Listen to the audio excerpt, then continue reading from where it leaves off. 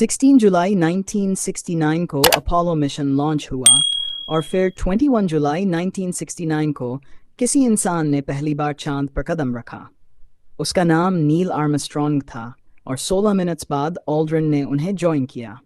जब Neil Armstrong और Buzz Aldrin ने चांद पर लैंड किया तब उन्होंने अपने पीछे मिरर छोड़े जिसे Apollo 11 lunar laser ranging retro reflector arrays नाम दिया गया, जिसमें कई सारे कॉर्नर क्यूब मिरर्स थे।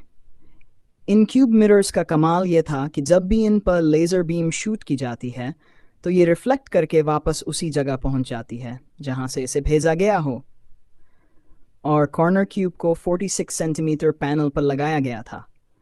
अर्थ से देखने के लिए रिफ्लेक्टर्स काफ़ी छोटे थे, इसी वजह से ये सब काफ़ी चैलेंजिंग था।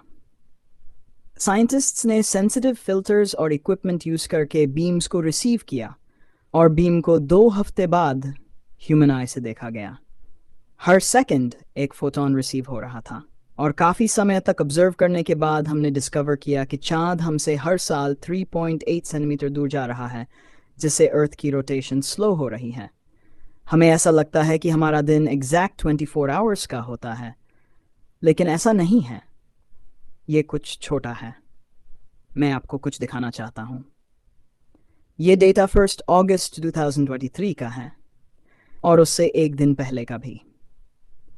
इसमें हम साफ देख सकते हैं कि कुछ ना कुछ बदलाव आए हैं। अगर ऐसे ही दिन बढ़ता रहेगा तो हमें एक दिन नेगेटिव लीप ईयर जोड़ना पड़ेगा। हर 1554.48 डेज पर और हर 100 साल में हमारा दिन 2 मिलीसेकंड्स बढ़ेगा। इससे हम कैलकुलेट कर सकते हैं कि करोड़ों साल पहले चांद अर्थ के काफ़ी पास था, जिस वजह से हमारा दिन आज के मुकाबले आधा होता रहा होगा। अब हम समझते हैं आखिर चांद हमसे दूर क्यों जा रहा है और अर्थ की रोटेशन स्लो क्यों हो रही है। इसका कारण चांद की ग्रेविटी है। ग्रेविटी की वजह से बनने वाले टाइड्स जब अर्थ को अपनी तरफ पुल करते हैं तब अर्थ का एक साइड उसके ज़्यादा पास होने की वजह से ज़्यादा पुल करता है, लेकिन वहीं उसकी ऑपोजिट साइड पर इतना पुल नहीं लगता है, जिसकी वजह से दोनों पर एक बल्ज क्रिएट होता है। चांद के पास पानी न होने से उस पर कम बल्ज बनता है। अर्थ और चांद दोनों घूम रहे हैं। अर्थ अपनी एक्सिस पर स्पिन करके एक दिन में एक चक्कर लगा लेता है और चांद अर्थ के चारों ओर ऑर्बिट में एक चक्कर 27.3 अर्थ डेज में पूरा करता है और इसी सेम रेट से अपनी एक्सिस पर भी रोटेट करता है। इसी समय अर्थ स्ट्रेस होता है और बल्ज भी चांद के साथ रोटेट करता है, लेकिन अर्थ चांद से ज़्यादा तेजी से स्पिन करता है। इसी वजह से अर्थ पूरी तरह से स्ट्रेस नहीं हो पाता है और कभी भी दोनों के बल्ज अलाइन नहीं हो पाते हैं, जिसके कारण टॉर्क लगता है और फिर अर्थ की रोटेशन को स्लो करता है। और चांद की ग्रेविटी की वजह से जो फोर्स लगता है वो अर्थ के सेंटर की तरफ डायरेक्टली पॉइंट नहीं करता है और इसी फोर्स की वजह से चांद आगे की तरफ बढ़ता है और हायर ऑर्बिट में मूव करता है। अगर आसान भाषा में समझा जाए तो हमारा अर्थ ही चांद के दूर जाने का कारण है। एक दिन ऐसा भी आ सकता है कि हमारा एक दिन 30 दिनों के बराबर हो जाए।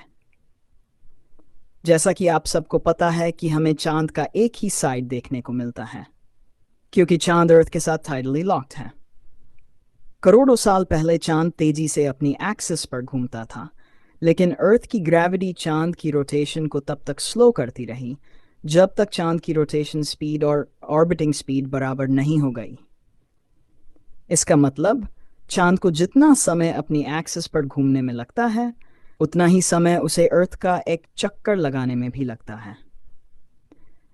यही कारण है कि हमें चांद की हमेशा सेम साइड दिखती है और ऐसे ही और भी लार्ज साइज के मून्स सोलर सिस्टम में अपने प्लैनेट के चारों ओर टाइडली लॉक्ड हैं। लेकिन हमने कुछ समय पहले 29 जून 2022 को ग्लेशियर के पिघलने की वजह से पानी का मास अर्थ के सेंटर ऑफ रोटेशन की तरफ जाने की वजह से अर्थ को तेजी से घूमते देखा, जिससे दिन 1.59 मिलीसेकंड्स छोटा हो गया था। फ्यूचर में ऐसा भी हो सकता है कि ये दोनों चीज़ें एक दूसरे को बैलेंस कर दें। जानकारी पसंद आई तो अपना नाम कमेंट कर दो और चैनल को सब्सक्राइब कर दो।